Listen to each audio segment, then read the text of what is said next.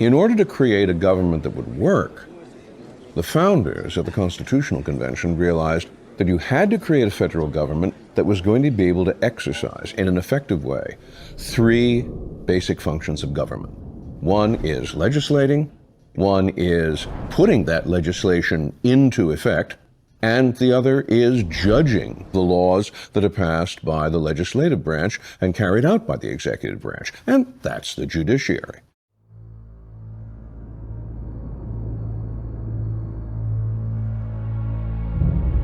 The concerns of the founders were premised upon a certain view of human nature.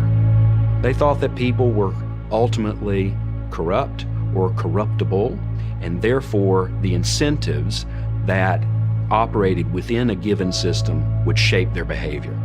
And so we have this Rube Goldberg device, essentially, that is set up to make it difficult for laws to be enacted willy-nilly.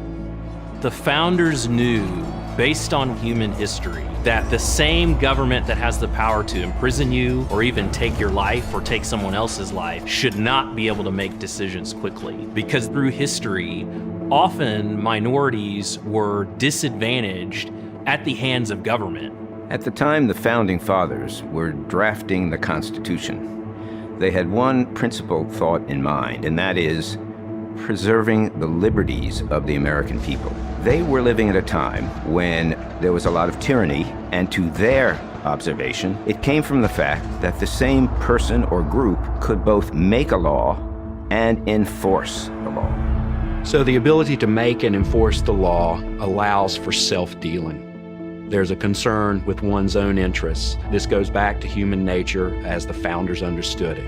If people have the opportunity to exercise power in their favor, it will be a temptation to do so, one that may be too difficult to resist. So you create an institution that will prevent this, or at least reduce the ability to self-deal. So in order to make sure in the new Constitution that no person or group could do both of those things, make the law and enforce the law, they decided to place the lawmaking in one category and the enforcement of the law in another category. Well, separation of powers had not been the norm in history. This was a doctrine that was made popular by Montesquieu and others about the time of the Revolution, a bit before. And it was the recognition that if you wanted to control power, you couldn't let one person sit in every capacity. They always say absolute power corrupts absolutely, so we divide the power up. There's a misperception out there that the founders were elitists who didn't trust the people. And the reality is they didn't trust anybody. They knew that left to his own devices, the president sometimes will abuse his power. Left to their own devices, the Congress sometimes will abuse its power. Same with the judiciary, the national government versus the state government, the elected officials versus the people who are voting for them. Everybody is subject to this problem of human nature. And the founders set up a system of absolutely nobody is trusted. Everybody is given a little bit of power to check the others, to create accountability. And the founders hoped that in this way they would protect liberty from the imperfections of human nature. Liberty, when you examine what the founders thought about it, meant fundamentally that the citizens of a republic could conduct their business, go their way, and live their lives, for the most part, unmolested by the power and the intervention of the federal government. So what do? You take liberty and you protect it from its chief enemy, because the chief threat to liberty is power. Well, what do you do then? You take power and you divide it. You make the different parts and aspects of political power, in effect, quarrel with each other and expend their energy balancing each other. Because when they do that, then they're not going to be a threat to the liberties of the people. So this was the central problem of the Constitutional Convention. How do we empower government and yet curb its excesses of power?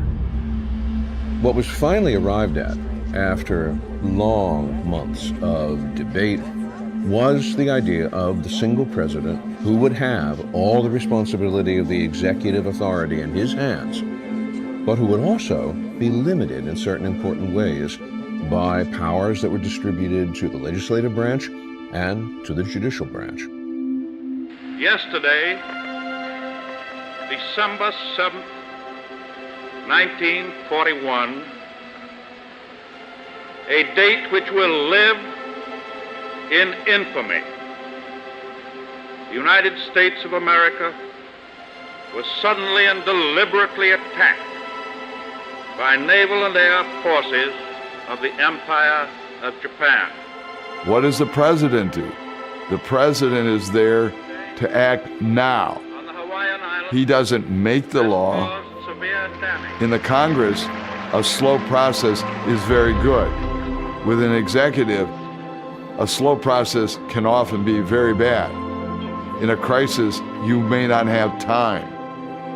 We need executives who can execute and execute effectively and quickly.